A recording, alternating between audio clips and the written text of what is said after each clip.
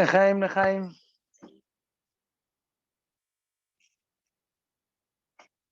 ברוך אתה אדוני מלך העולם שקננו.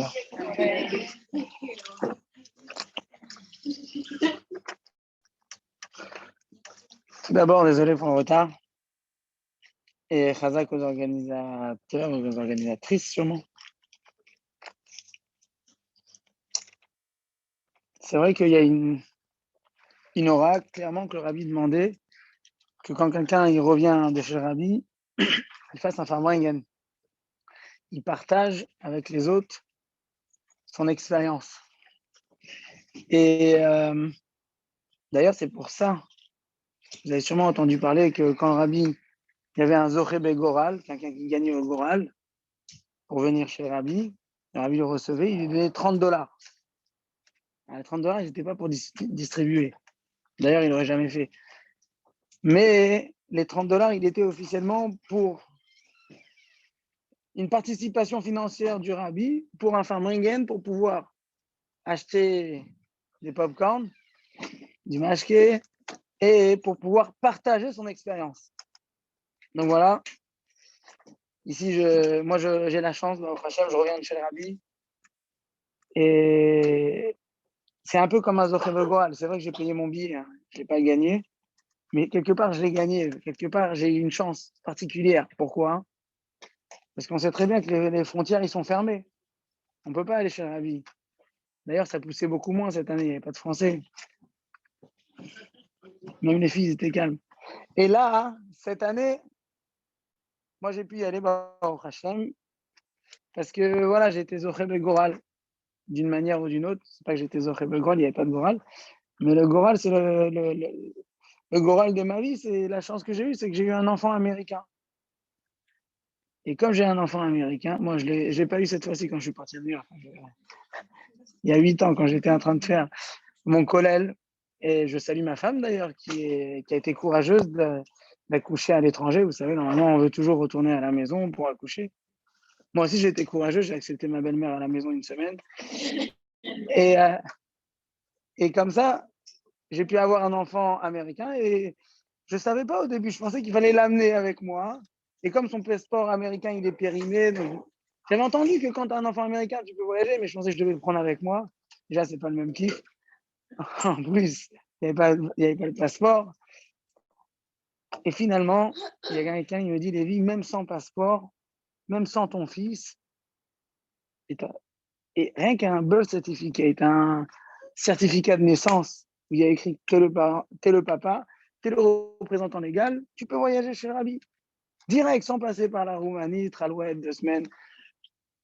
J'ai essayé, j'ai directement pris un billet, j'ai l'autorisation de ma femme, Baruch Hashem, elle m'a dit, bon, Baruch Hashem, ma femme, elle est dans le 9e mois, elle vient d'entrer dans le 9e mois, là, donc je lui ai dit, je ne vais pas te laisser longtemps, 3 jours.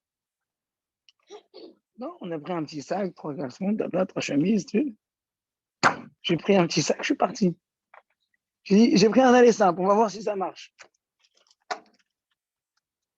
Et je suis arrivé au début, la France, ils me disent, non, mais il est où votre fils? Non, non. Ils ont appelé la sécurité nationale, non, non. 2 heures, jusqu'à qu'on me dise, c'est bon, c'est vrai, vous pouvez rentrer. Et je suis allé, Baruch Hashem, j'ai eu cette chance d'être chez le Rabbi, Simchat Torah. Simchat Torah, c'est magique. Moi, j'avais 12 ans, la première fois, 12-13 ans, quand je suis allé chez le Rabbi. Et je pense que j'ai toutes les années fait Simchat Torah jusqu'à l'âge de 27 ans. C'est-à-dire même après mon mariage. Non, mon mariage, la première année, je venais de me marier, on est resté un peu avec la belle famille. Je ne sais pas si je suis resté Simchat Torah. Après, en étant marié, j'ai fait 2 ans de kollel.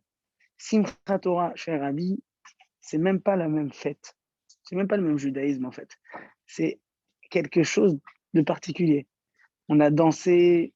Bon, déjà, j'ai eu la chance d'avoir Hoshana Rabbah, le dernier Hoshana Rabbah, Simcha Bet HaShoeva.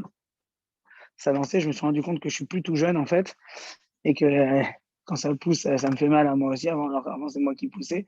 Et c'était vraiment, ça dansait, c'était quelque chose de magique. Et en plus, tu as le décalage horaire, donc tu dors pas la nuit, donc ça tombe bien, tu voulais faire la fête. Donc, j'ai passé Simchat Torah extraordinaire chez Rabbi, j'ai eu cette chance. Shmini Atzeret, on a dansé jusqu'à 5-6 heures du matin. Simchat Torah jusqu'à 6-7 heures. Et j'ai eu cette chance. Et la cerise sur le gâteau, la cerise sur le gâteau, c'est que mon beau-frère, il me dit, mais il s'appelle Israël Sebag, c'est le frère à ma femme. Il me dit, Lévi, demain, je vais officialiser. Je suis khatan, en fait. Je dis, ah ouais? Et dis-moi, ton père, il peut pas venir, ta mère, il peut pas venir, tes soeurs, il peut pas venir, ils sont pas américains. Toi, tu as un visa étudiant, mais il dit, c'est vrai, je vais pas te laisser tout seul quand même. Je demande à ta sœur si je peux rester avec toi. Donc, il a appelé sa sœur et il a dit, est-ce qu'elle peut rester? Elle a dit, oui, il va t'aider et tout ça.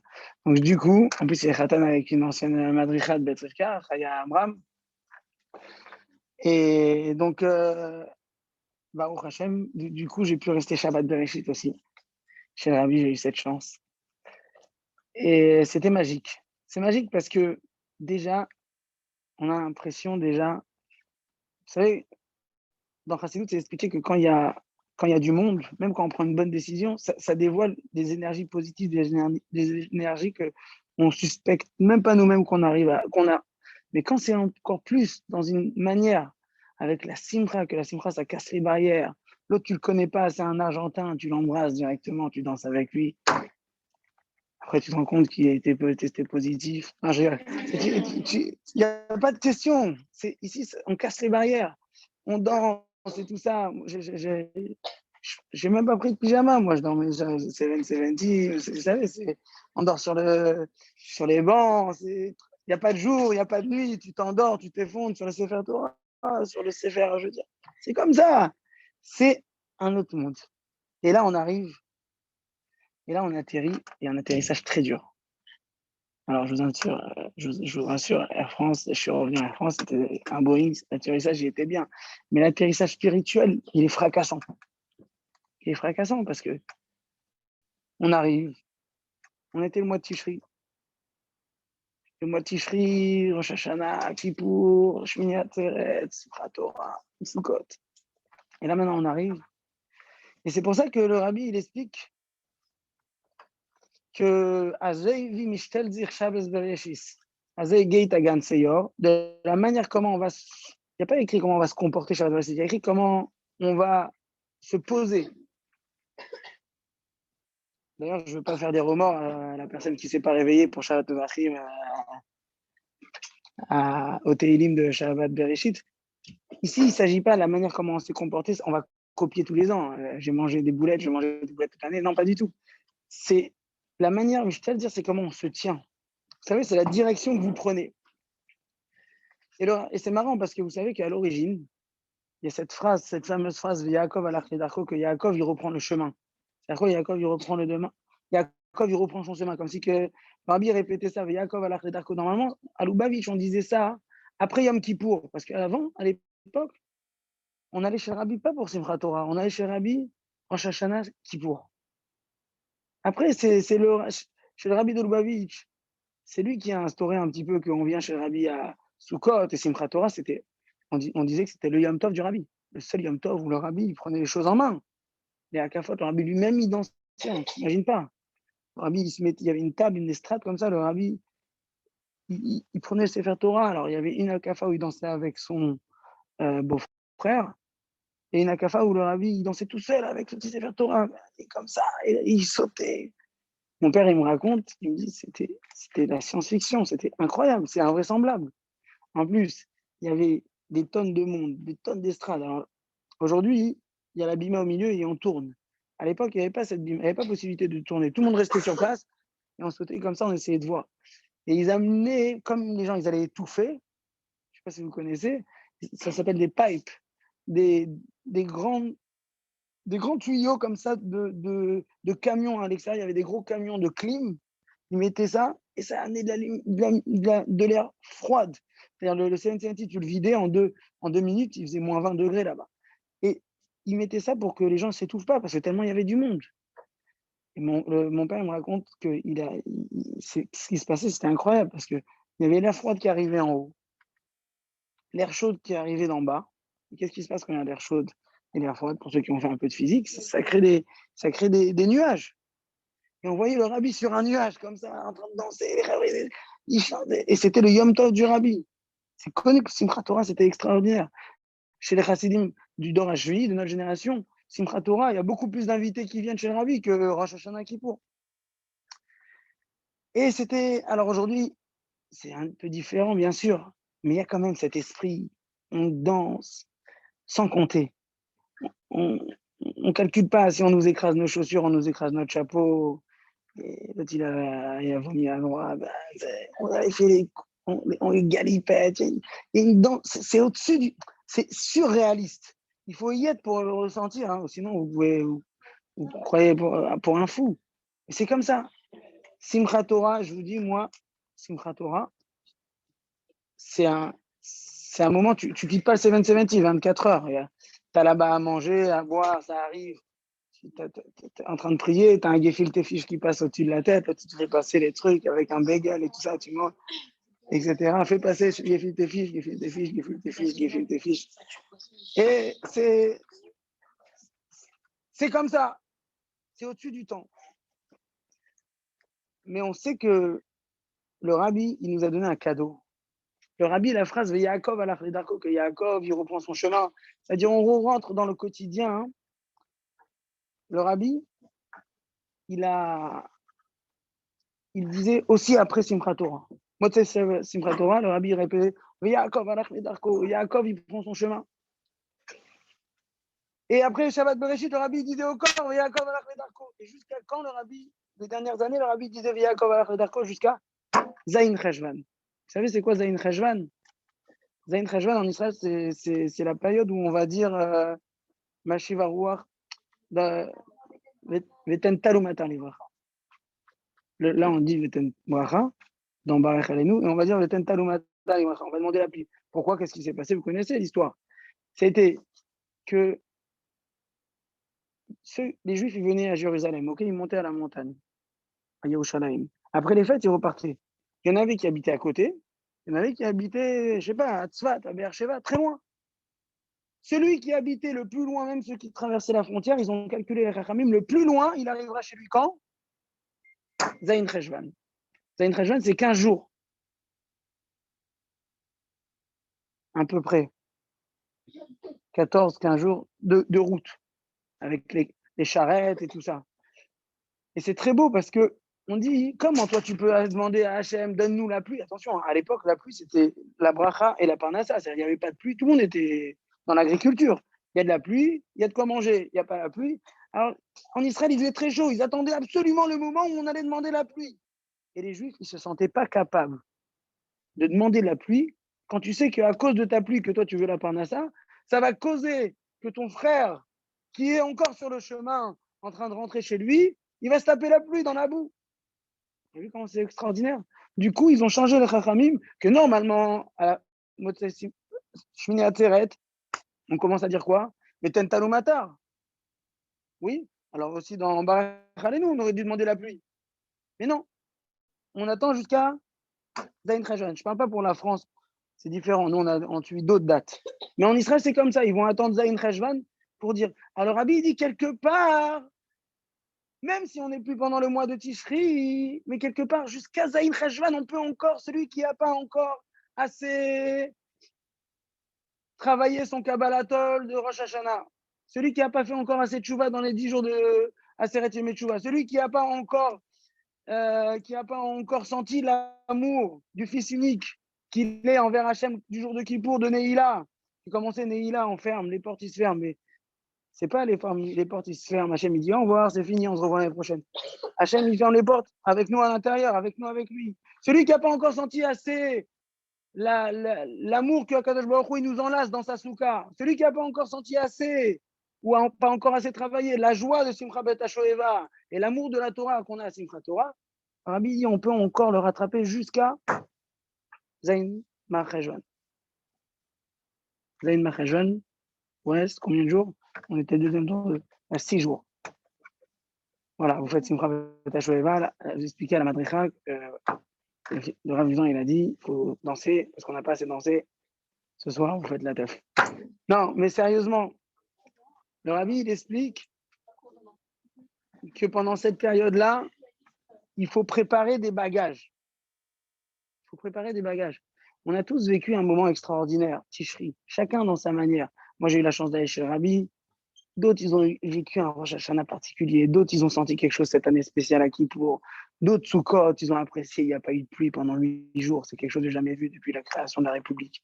C'est quelque chose de particulier. Chacun est né. Il faut absolument que vous mémorisez. Alors, il ne faut pas mémoriser avec Snapchat parce que ça s'efface au bout de 24 heures. Il faut mémoriser vraiment dans votre tête quelque chose de sérieux, un moment particulier. Ça peut être dans un farmingen, ça peut être dans une fila, ça peut être dans... Là, maintenant, c'est pas encore trop tard. C'est pas encore trop tard. On est encore jusqu'à Zayin Rejwan. Le Rabbi dit il faut faire des bagages qu'on va pouvoir déployer, utiliser tout au long de l'année. Et c'est ça que vous devez faire maintenant. C'est très important. C'est d'ailleurs la paracha qu'on est. Quelle paracha on est? C'est pas pour rien qu'il y a parachat noir. Au début, Bereshit bara Elokim, et Hashamayim ve'et haaretz, on arrive là, on sort de Simchat Torah. Noir, c'est quoi noir? Le Maboul. C'est quoi le Maboul? C'est expliqué dans Chassidut, c'est quoi le Maboul? Le Maboul, c'est Tirdot à Parnassa. C'est le Maboul, ça veut dire un déluge de problèmes au quotidien qu'on n'avait pas avant. Quand on était à Tishri, cette année en plus, on n'a même pas eu le temps de respirer. Même quand il y avait une semaine où il n'y avait pas de Yom Tov, il y avait un Shabbat au milieu. On était cuits comme ça. On est tout le temps, on était ensemble, les dans la choule, dans les minyanim, etc. C'était un moment où on s'est élevé, on s'est élevé, on s'est élevé. À peine on sort, bam, le déluge. Et là, c'est une frustration. On se demande, mais mince, en plus, je suis resté le même, quoi. Je fais les mêmes bêtises qu'avant. Purée. J'étais une mytho, ou aujourd'hui, je suis pas moi-même. On est troublé. Quoi, j'étais pas réel avant? Moi qui, quand j'étais en train de danser à Simchat Torah, j'étais prêt à casser les murs. Je me disais, j'allais faire Ritat, je me disais que j'allais jamais rater un minyan, j'allais jamais rater une fila. Je me disais, j'avais pris cette bonne décision. À chaque fois que je dansais, je me disais, j'allais devenir mamache, ça déquête. Et là, maintenant, je revois au quotidien, petit à petit, je suis en train de dégringoler. Ça va plus. Et c'est une inquiétude et une frustration. Et là, on se demande, alors c'est qui le vrai moi? C'est moi de là-bas ou moi du mois de Tishri? C'est une bonne question. Alors, qu'est-ce que Hachem y répond? Il dit à Noach, Bo à la Teva, viens avec moi dans la Teva. Tu veux éviter le déluge? Tu veux que... Vous savez, ce qui est incroyable, c'est que le déluge, il était là il a noyé tout le monde. Hachem, il a dit à Noach, rentre dans la Noach, dans la Teva, à la place que il a coulé, ça l'a soulevé. L'eau qui était censée le couler, elle a soulevé cette Teva qui était énorme, et tout d'un coup, il s'est retrouvé à des milliers de mètres d'altitude. C'est-à-dire que ces problèmes-là que vous allez rencontrer maintenant dans votre vie au quotidien, vous pouvez les prendre de deux manières. Ou vous pouvez les prendre et tomber dedans, ou sinon vous pouvez réveiller chez vous ce que vous avez conservé, ce que vous avez gardé de ce mois de Tishri, et à la place que ça va vous plomber, ça va vous aider à vous élever plus haut que ce que vous étiez au mois de Tishri. Noach, il n'a jamais réussi à monter aussi haut que ce qu'il a fait avec la Teva.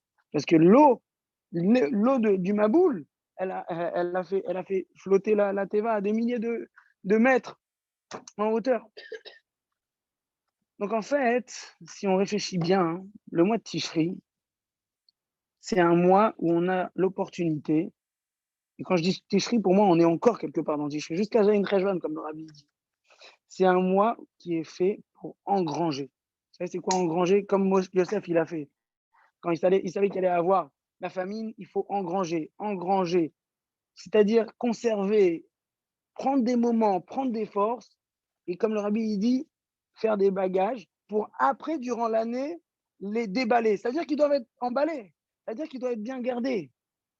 C'est quoi un paquet qu'on doit déballer et c'est quoi un paquet qu'on doit conserver? Chaim. Je vais vous dire une histoire.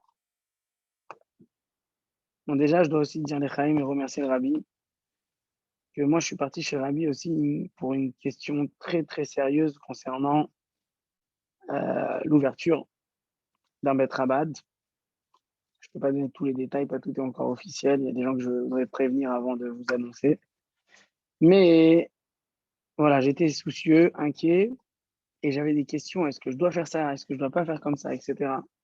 Je suis allé au OL, j'ai écrit tout en détail. Il faut écrire en détail, hein. Faut pas radiner. Les papiers là-bas, c'est gratuit. Il faut juste prendre le temps. Faut pas dire faut pas prendre un taxi. Ah, vous restez 20 minutes en France, etc. Non, non. Quand tu vas au restaurant, tu dis pas en 20 minutes, c'est Uber. Tu manges, tu profites. Moi, je suis ravi.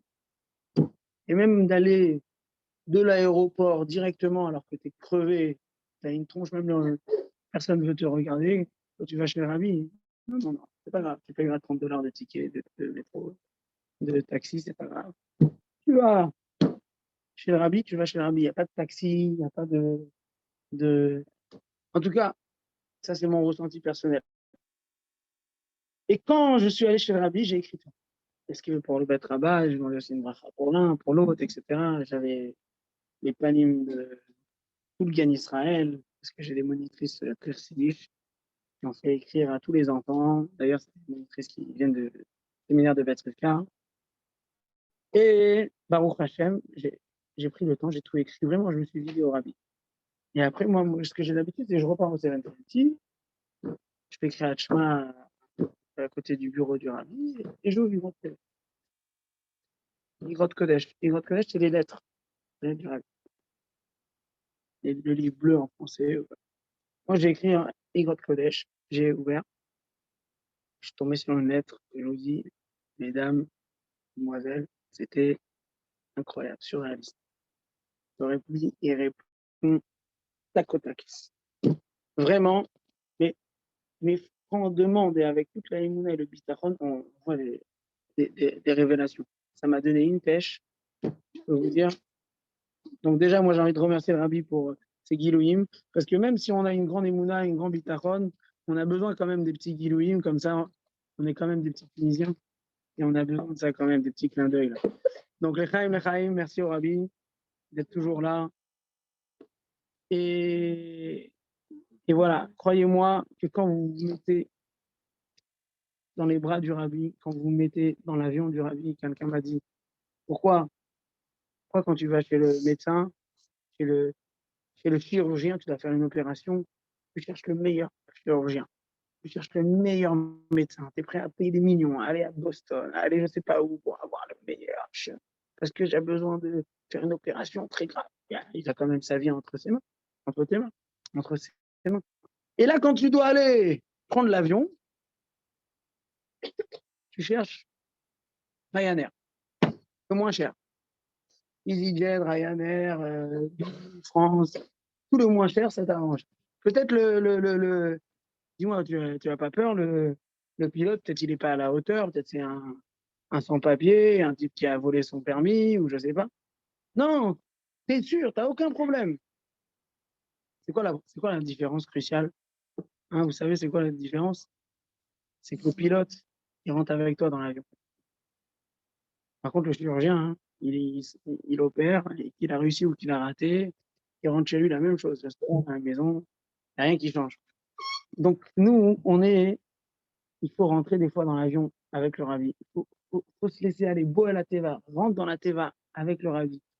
Quand tu y vas, toute ta personne, tu arrêtes de réfléchir trop et commencer à faire des calculs. Trop que oui, si jamais j'ai déjà un plan, qu'est-ce que je vais faire dans 2 ans, dans 3 ans, dans 4 ans, etc. Et j'ai déjà tout ficelé, etc. Tu crois que tu gères le monde? En fait, si tu veux voir vraiment des guillouilles, tu veux voir vraiment le Rabbi qui se charge de ta vie, rentre dans l'avion avec le Rabbi. Puis c'est toi le pilote, on te suit. Et là, je peux vous dire que vous n'avez rien à craindre. Là, vous êtes totalement. Quelqu'un il m'a dit, quand un enfant il voit un avion, chaque fois il voit un petit truc comme ça. Papa, c'est quoi ça? C'est un avion. Papa, c'est quoi ça? C'est un avion. Ah, j'ai vu un autre avion, papa, tu sais, j'étais à l'école, j'ai vu un avion comme ça. Quand même, ça vole tellement haut alors que c'est tellement petit. Non, c'est pas petit. C'est tout petit comme ça, plus petit que les oiseaux même. Non, non, c'est quand même plus grand. Non, je te dis, moi j'ai vu à l'école tout petit, il n'y avait pas de nuage, j'ai vu un truc tout petit qui volait. Il dit non, viens, je t'amène. Et là, son père, il amène à l'aéroport. Et là, il voit un bâtiment sur des roulettes avec des ailes comme ça. C'est quoi ce truc-là, Baba? C'est ça. Ce que tu vois là en tout petit, c'est le même. Je dis non, c'est pas possible, moi j'ai vu des tout petits. C'est le même, c'est ça. Le même avion là. Le même avion. Attention. Qui a dit là? C'est la Kheder, celui-là. Le même avion là. C'est le même avion que celui là-bas. C'est le même. Mais seulement quoi? Tout dépend. À quel point tu es loin ou à quel point tu es proche. Si tu veux que le rabbi dans ta vie, il a une place toute insignifiante, il est tout petit, minuscule, et des fois tu l'entends passer comme ça, il fait du coucou. Alors ouais, si tu veux rester loin, il restera tout petit. Si tu veux ce même avion-là, ce même rabbi-là, cette même vie facile, tu veux l'apporter dans ta vie, tu veux y rentrer dedans, tu veux te laisser décoller avec, c'est tout à fait autre chose. Non seulement tu vas voir comment il est gros, imposant, mais en plus, tu vas voir comment il peut t'amener si loin. Et ça, c'est exactement le mois de Tishri qui vous donne. Le mois de Tishri, c'est le mois qu'on engrange les forces. Comme il est écrit, de la manière comment on se tient, Shabbat Bereshit. Vous savez pourquoi Shabbat Bereshit est tellement spécial? Parce que d'un côté, Shabbat Bereshit, c'est un Shabbat comme les autres. C'est pas fait, c'est plus fait. Mais d'un autre côté, Shabbat Bereshit, c'est encore un Shabbat du mois de Tishri. C'est le dernier Shabbat du mois de Tishri. Shabbat Bereshit, c'est toujours le dernier mois du mois de Tishri, Shabbat Mevachim, etc. Donc, il est particulier ce Shabbat, et c'est exactement ça. Ce côté-là où il y a cet intermédiaire qui nous permet de passer du côté A au côté B, de cette bulle extraordinaire qu'on a vécue le mois de Tishri, etc. Et on a atterri maintenant dans la vie du quotidien. Alors moi, je vous demande une question. Si c'est tellement douloureux l'atterrissage, pourquoi on ne reste pas toute l'année sur Tishri? Pourquoi on ne reste pas toute l'année dans cette spiritualité? Pourquoi c'est tellement... Il y a pas, apparemment, cette phrase de Yaakov à l'Archédako, que Yaakov, il a repris son chemin, Yaakov, il a réatterri, si on peut dire, il re-rentre dans son quotidien. Ça doit être une phrase triste. Pourquoi le rabbi, il fait tellement Farmingen de Yaakov à l'Archédako, c'est un grand moment, maintenant on va ramener tout ça à la maison, etc. Vous savez pourquoi? Je vais vous dire. Ouais. Parce que j'ai entendu quelqu'un qui m'a raconté qu'il a vu de ses propres yeux, ils ont installé en Israël, c'est de plus en plus à la mode, ça s'appelle des préfabriqués. Un énorme conteneur comme ça, même il y en a 3, 4, c'est énorme truc, ils arrivent, il y a un camion avec une grande rue, ils le placent. Eux, ils mettent des blocs de béton comme ça avec des grandes vis, bam, ils le bloquent, ils vissent, et la maison, elle est prête. C'est de plus en plus moderne. En Israël, ils font de plus en plus ça. Ça s'appelle comme des mobile homes, des maisons mobiles comme ça. Tu l'as fait sur Internet, tu l'as vu comme ça. Eux, ils font dans un énorme hangar, ils te préparent ta maison, un étage, 2 étages, tac, tac, avec l'évier, les meubles, tac, Ikea, bam, tout est déjà prêt. Ça arrive, ils te le posent. Et toi, juste, tu n'as plus qu'à le visser sur des plombs en béton comme ça, accrocher l'eau, la canalisation, accrocher l'électricité, ta maison, elle est prête. C'est de plus en plus à la mode. D'ailleurs, j'ai dit à mon père de faire ça dans son jardin, là-bas, tout au fond. Mais après, le problème, c'est que c'est très loin. Bon, j'ai entendu quelqu'un qui a vu ça. Écoutez comment c'est incroyable. Il m'a dit que c'était un bâtiment, quoi, qui était en train de... Une grande foule, plusieurs conteneurs comme ça collés, avec 2 étages, et il était en train de le mettre. Et tu vois, il y a la grue comme ça qui attrape le mobile home. Et tu vois, il y a 2 employés ou 3 qui sont en train de tourner la maison comme ça. Ils poussent. Vous savez, parce que comme ça tient sur un fil, alors toi, tu pousses comme ça. Et maintenant, là, on n'est pas bien situé. Attends, il faut pile devant les clous. Tac, tac, il le pousse. Et après, la grue, elle pose. Bam. Et là, ils vissent. Ils accrochent tout. Le problème, c'est quand ils sont rentrés dans la file, ils se sont rendus compte que le Mizrach, il était de l'autre côté. Il fallait tourner là. Ils se sont dit, mince, ils ont essayé de rappeler. Ils ont dit, non, on ne peut pas. C'était une grande galère. Alors, ils se sont dit, peut-être on se met à 30 ou 40 tout autour, on va me porter, on va encore tourner un petit peu, c'est tout. Et là, le responsable, il a dit, vous ne comprenez pas. Tant qu'il est sur le fil, c'est hyper maniable. C'est incroyable. Hein. Des fois, vous voyez même des grands palettes hyper lourde. Tu vois le mec, il est en train de le tourner. Non, va là-bas, parce que c'est accroché de là-haut. Donc, il n'y a pas de poids. C'est hyper maniable. Mais une fois que c'est posé, c'est intouchable. Alors, il a dit, j'ai appris un truc très fort. Nous, dans le mois de Tifri, on ressemble à le mois de Tifri, on est un peu comme ce conteneur-là qui est accroché. On n'est pas vraiment sur Terre. On est quelques farines, comme le rabbi dit, au-dessus du monde. On se sent léger. On se sent hyper capable. On se dit, ouais, on va faire ça, on va réussir à faire ça. On se donne des idées, des projets extraordinaires, etc. Mais malheureusement, quand ça pose, qu'est-ce qu'il faut faire? Il faut faire comme le rabbi dit, de la manière comment tu vas te situer pendant Shabbat Bereshit. C'est-à-dire, maintenant, jusqu'à Zayin Rejvan, tu peux encore bouger. Tu es encore flexible, tu es encore light. Bientôt, ça sera posé et ça sera trop dur. Donc maintenant, c'est encore le moment de trouver le bon angle et se placer au bon endroit. Vous savez, une fois, il y avait le Rabbi Rachab qui a décidé de voyager à Leningrad parce qu'il y avait, pour voir les autorités russes, parce qu'ils étaient en train de faire une loi contre les Khédarim et tout ça, interdire les Khédarim. Et là, hein, son fils, je pense que c'est le Rabbi Rayat, il a demandé pourquoi tellement important que tu as décidé de voyager à Leningrad. Il y avait des projets de pogrom, il y avait des projets hyper graves. À chaque fois, tu as envoyé des chassidim, des représentants et tout ça pour essayer de changer les lois. Et là, tu décides toi-même de te déplacer. Rabbi Rachel, il a dit quelque chose de très fort. Il a dit, écoute bien, là, il s'agit du Khinour, de l'éducation, au Cheder, tout petit. Et au Cheder, tu poses les bases. Il a dit, c'est comme un train. Vous savez, les rails de train, quand tu veux aller, surtout à l'époque, le train, il ne pouvait pas tourner. Quand tu le mets là, tu dois exactement calculer à quel angle tu vas mettre. Si tu mets là, à la place de mettre là, il dit rien, c'est 2 cm à côté. Oui, mais à la fin de la route, dans 250 ou 300 km, tu vas atterrir dans un autre pays. Parce que tu t'es mal placé, tu t'es mal situé. C'est pour ça que c'est très, très important. Le Rabbi Rachab, il a dit, là, c'est les chinours, c'est l'éducation. On est en train de placer nos enfants. C'est très important que ça soit sur la bonne direction. Là, on ne peut rien être mévataire. Quand ils seront adultes, ils pourront tourner. Là, c'est quand c'est des jeunes. La même chose.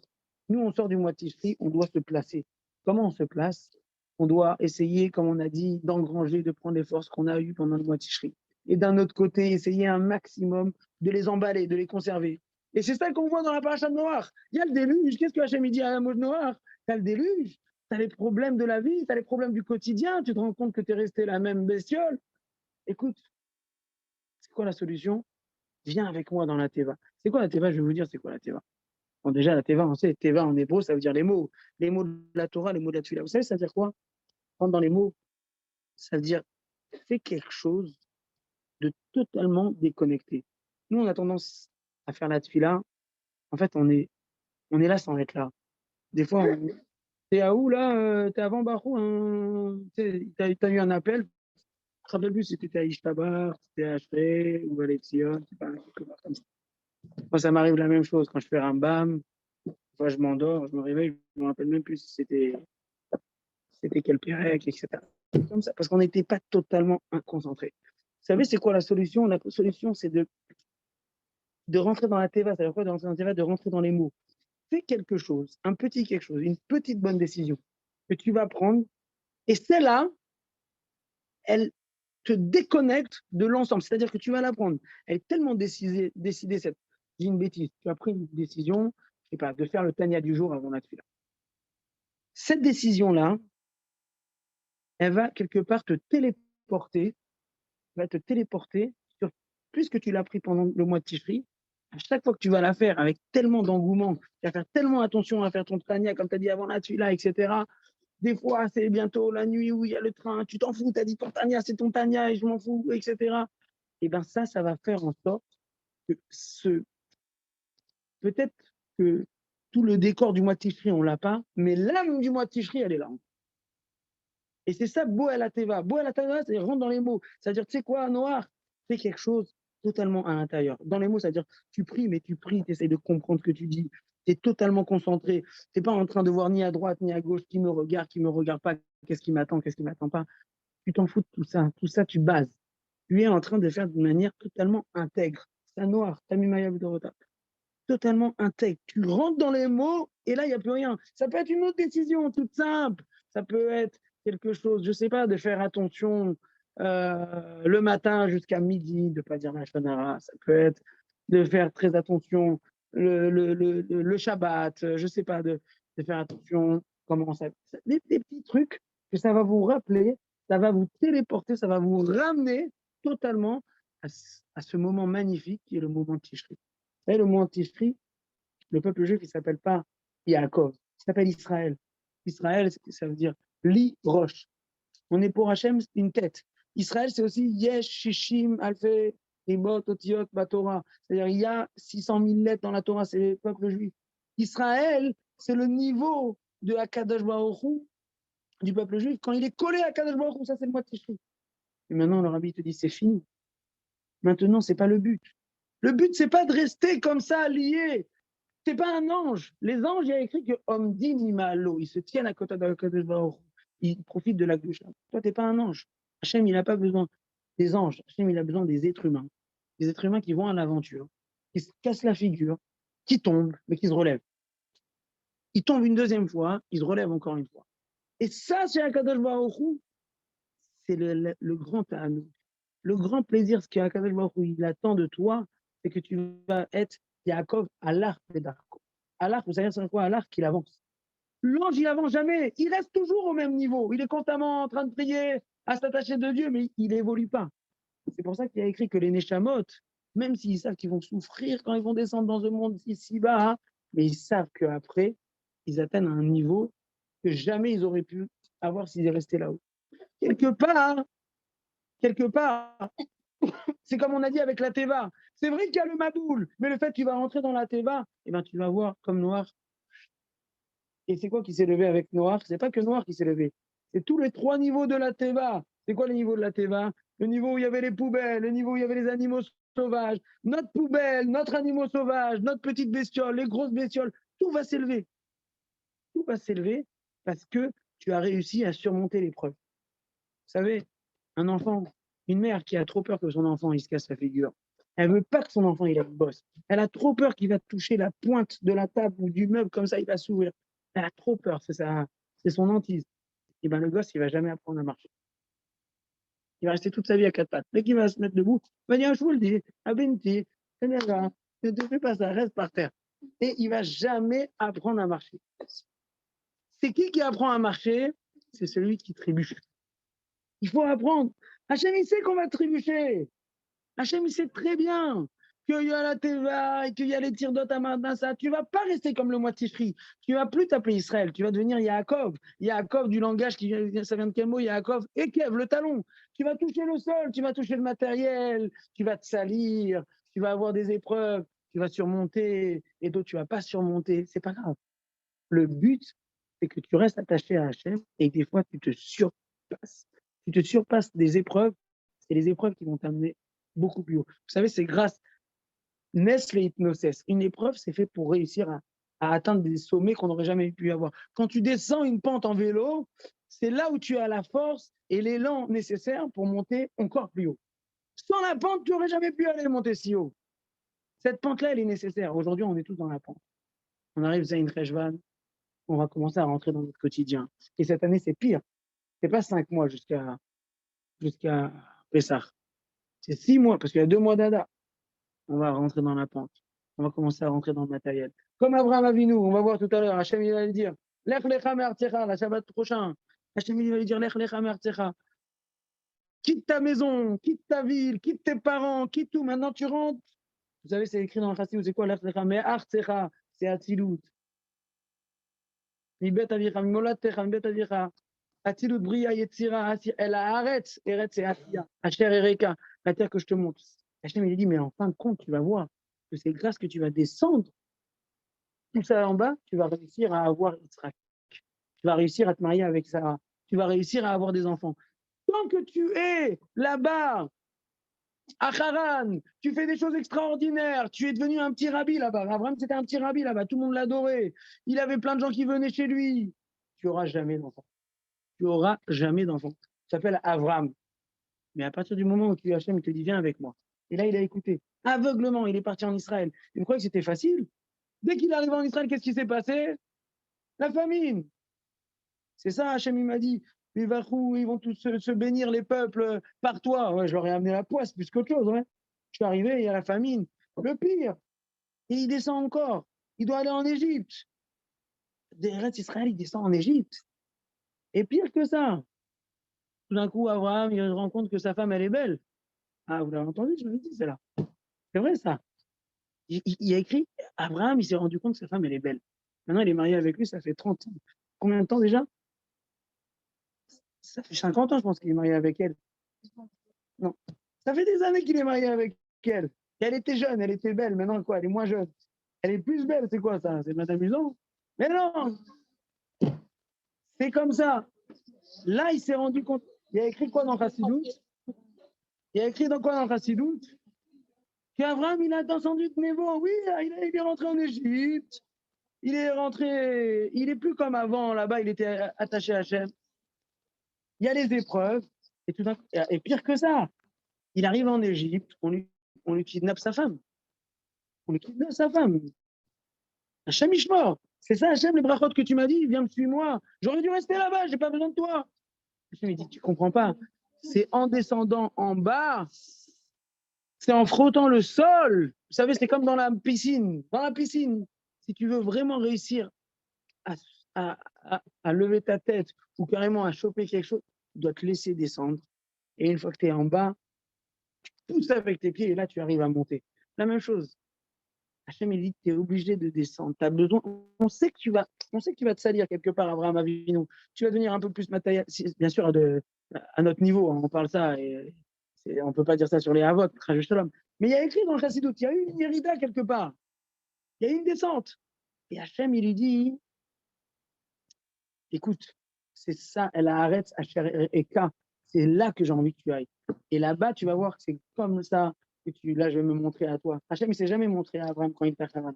Première fois qu'il s'est montré c'était à la Brit Mila. Après, et après, il a eu un enfant. C'est là où Hachem, il s'est montré à lui. C'est parce que tu m'as écouté. Tu es descendu en bas. Et quand on t'a demandé après de prendre ton fils, tu n'as pas demandé de questions. Là, c'est ce que j'aime, Hachem, il dit. En d'autres mots, les amis, on va finir avec ça. Parce que moi, à 23h, j'ai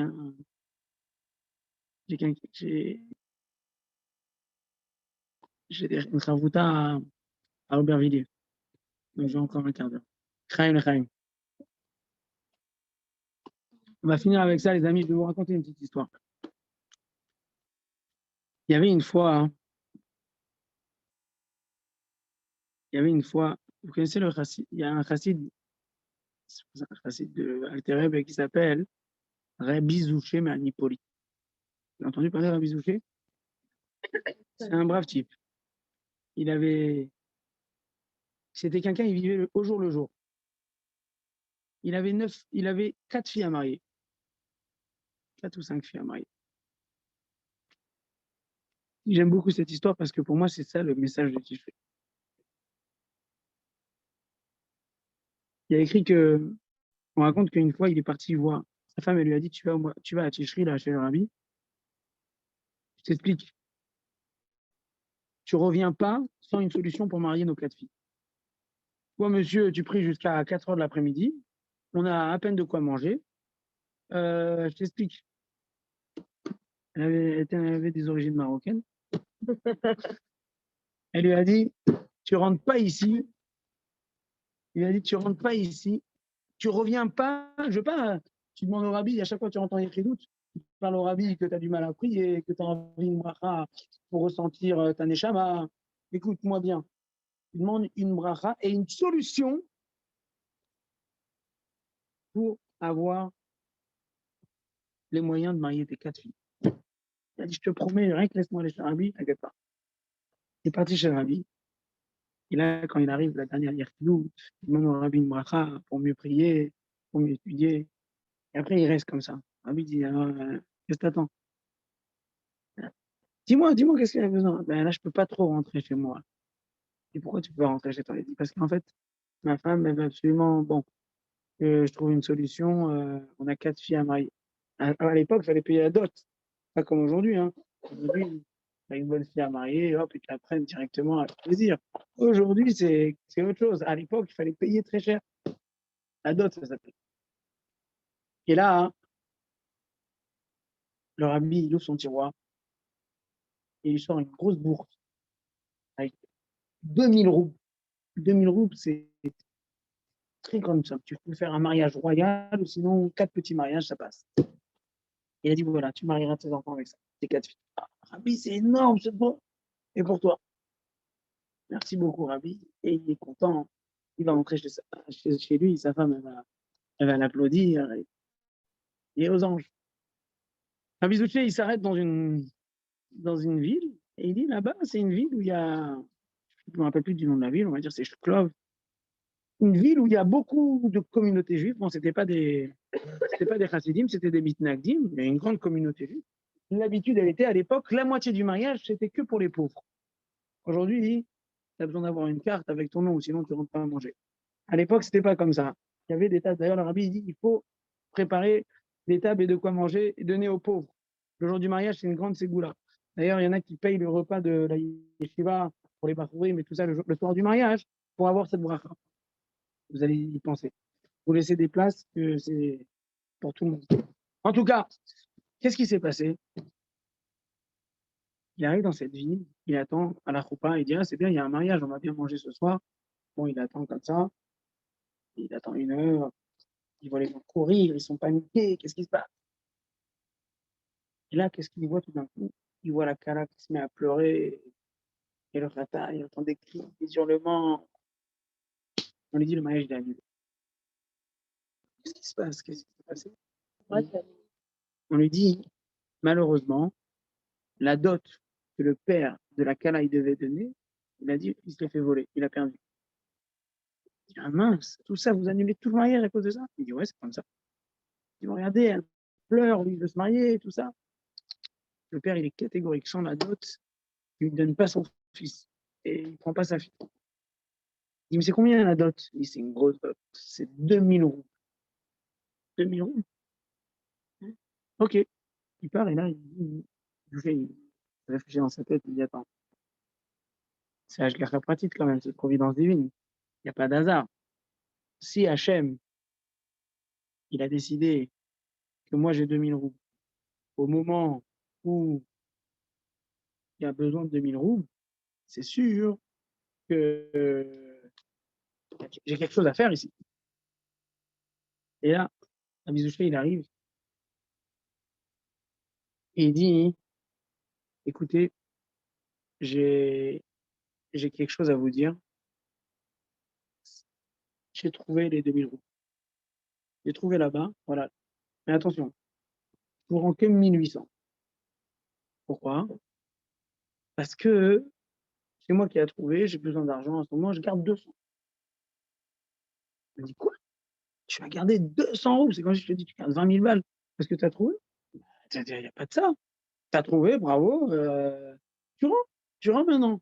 Mais quoi, je rends tout? Oui.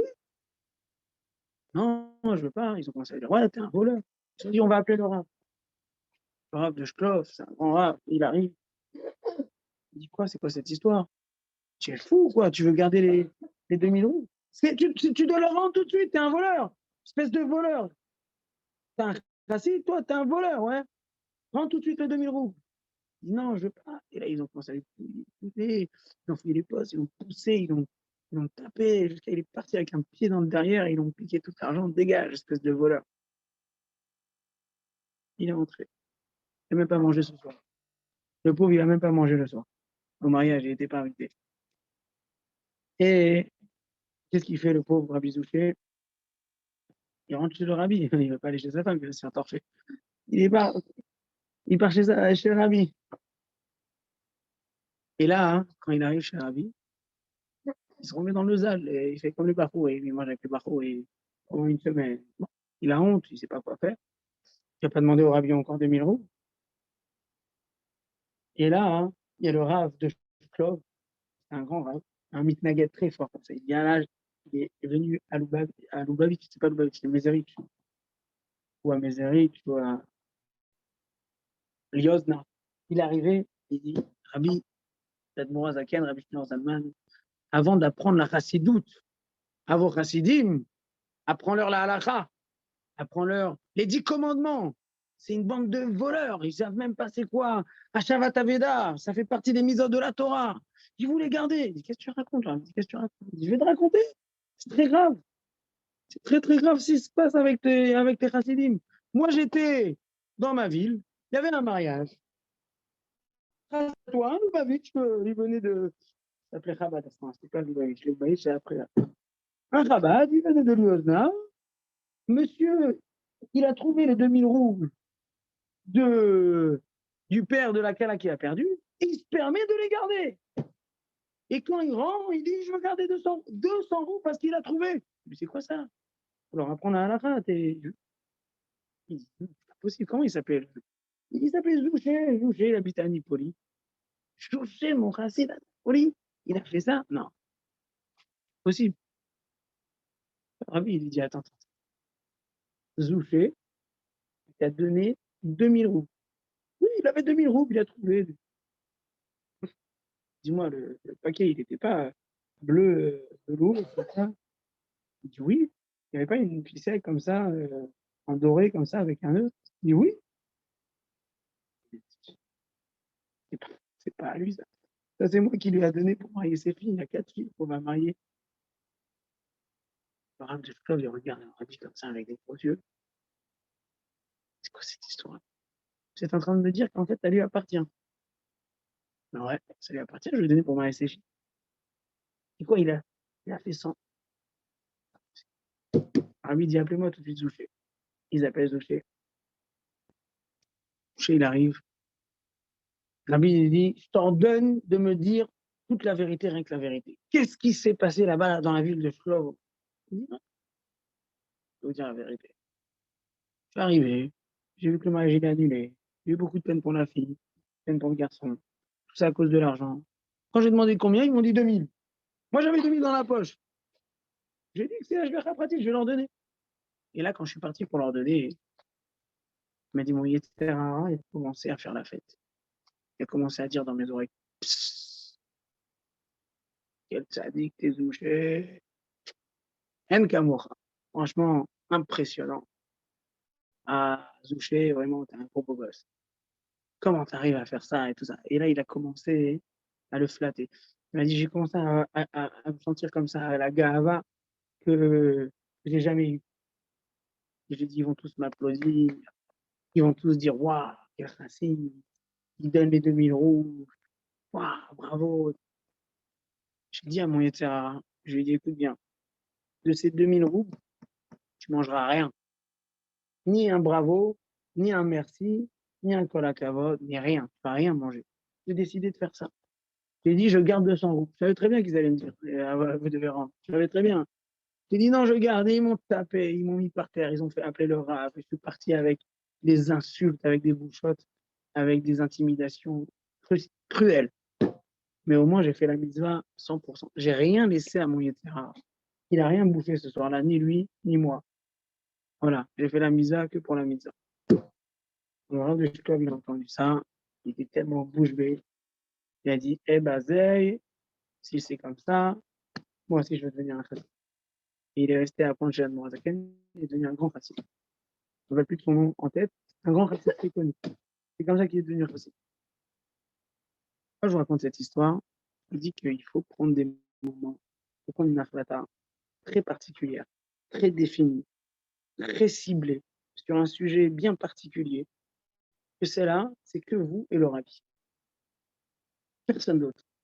Il n'y a pas, ouais, en plus j'aime bien ça et tout, ça tombe bien, je voulais lire ce livre, je vais prendre la phrase. Prenez quelque chose qui est vraiment à 100%. Même mon mashpia, il m'a dit à moi, il m'a dit, Lévi, tu dois apprendre des trucs dans la Torah, une fois par semaine, une sikha, que tu t'interdis de répéter à table. Parce que des fois, moi je suis un chaliar, on dit que les seuls qui font jamais teshuva, c'est les mashpim et les rabbanim. Parce que dès qu'ils voient quelque chose de très fort, ils disent, ah, je vais la répéter ça. À la place de prendre pour eux et d'apprendre dans leur intimité la plus profonde, tiens, je vais le répéter. J'ai le même problème, moi, j'ai dit à mon mashpia. Et chaque fois que je vois quelque chose de beau, je dis, ah, je vais le répéter comme ça, comme ça. À la place de prendre pour toi, du coup, tu manges jamais rien, toi. Tu crèves la dalle. Ça va être ta neshama, quoi. Donc, qu'est-ce qu'il fait? Il faut faire des fois des trucs que pour le rabbi. Et c'est ça que je vous dis tout à l'heure. Pendant le mois de Tishri, on a été un peu déconnecté. Il faut qu'on prenne des achlatot, des bonnes décisions, une bonne décision, deux, je sais pas, chacun à son niveau avec son mashpia. Et quelque chose que vous allez faire de manière totalement irrationnelle, totalement pour le rabbi. Pas quelque chose de grand, mais quelque chose de fort, quelque chose de puissant, quelque chose qui va vous importer, ça va vous téléporter, ça va vous ramener dans le motif. Quand vous allez faire ça, vous dites, ah, ça c'est ce que j'ai fait pour le motif. Ça va être quelque chose de tout petit, quelque chose de tout bête, quelque chose, voilà, je fais monter Ilim et le team de rabbi après la tfila, où je fais attention de dire bonjour tous les matins à toutes les filles que j'en rencontre. Et où je dis Laila Tov à toute ma chambre, ou je sais pas, j'appelle des gens qui sont une petite chose bien définie. Vous pouvez même le définir, voilà, je le fais même que jusqu'à Hanouka, pas toute l'année. Jusqu'à Hanouka, j'apprends une ligne de Tania par cœur tous les jours, ou 3 lignes par semaine. Des choses que vous allez bien définir, que vous allez écrire d'une manière intime au rabbi. Il faut écrire au rabbi. Et vous allez dire, voilà, rabbi, ça, c'est ma contribution. Ça, c'est mon korban.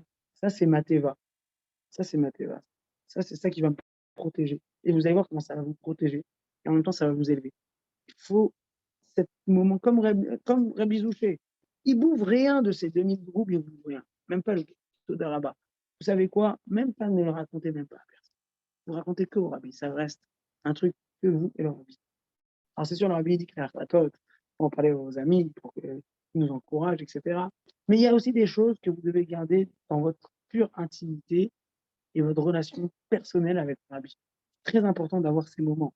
Alors, ça peut être quelqu'un qui a vu le Rabbi, alors il a des moments comme ça, il réfléchit, il pense toutes les semaines, au moment d'allumer les bougies, ou au moment de faire kilouche. Ou vous aussi, vous avez vécu un moment fort dans votre vie, ou une vidéo qui vous a touché.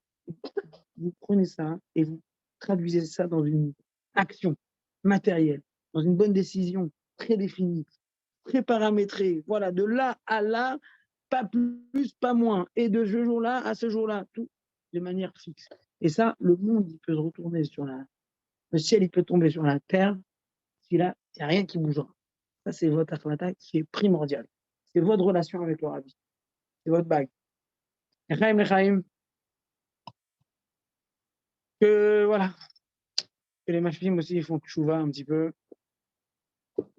Et que vraiment, sachez que si vous allez rentrer dans le vol du rabbi, le rabbi il va vous faire décoller. Il faut juste avoir le courage, prendre un billet. Ça veut dire quoi prendre un billet? C'est rentrer dans l'armée du rabbi, dans la Khayalim. Une fois le rabbi, quand il y avait les soldats de Tsahal, on appelle ça les Metsuyanim, les gens blessés de Tsahal, ils sont venus. Le rabbi, il a parlé avec le rabbi donnait beaucoup d'importance, beaucoup d'amour à ces Khayalim qui étaient Souim, qui étaient blessés. Et le rabbi, il a dit, d'ailleurs, c'est le rabbi qui les a appelés Metsuyané Tzahal, les élites de Tzahal. Eux, ils appelaient ça les blessés. Le rabbi, il dit non, ils appellent les élites de Tzahal. Eux, c'est les vraies élites. En tout cas, le rabbi, il a parlé au sergent là-bas, au général. Il dit, mais quel âge ils ont? Il a dit, ah, on a des générales, des caporales, des fois ils ont 27 ans, 37 ans, 27. Le rabbi, il dit, non. Le rabbi, il a dit, mon armée, qui gagne, ils ont tous moins de 20 ans. Mais mon armée, ils ont tous moins de 20 ans.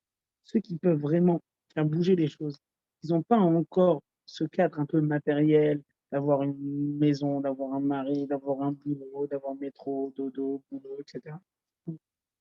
Vous êtes vraiment les enfants du rabbi, les soldats du rabbi. Et il y a un soldat du rabbi, qui votre Hachem, et il y a un soldat qui peut faire bouger le monde, c'est vous, avec votre jeunesse, avec votre imagination, avec votre foi, avec votre bitachon, vous allez voir, vous pouvez tout décoller. Et ça se commande et ça se décide ce soir, ici et maintenant, avec une bonne décision, intime, sincère et pure, qui va vous téléporter le mois de Tishri toute l'année. Lechaim, lechaim.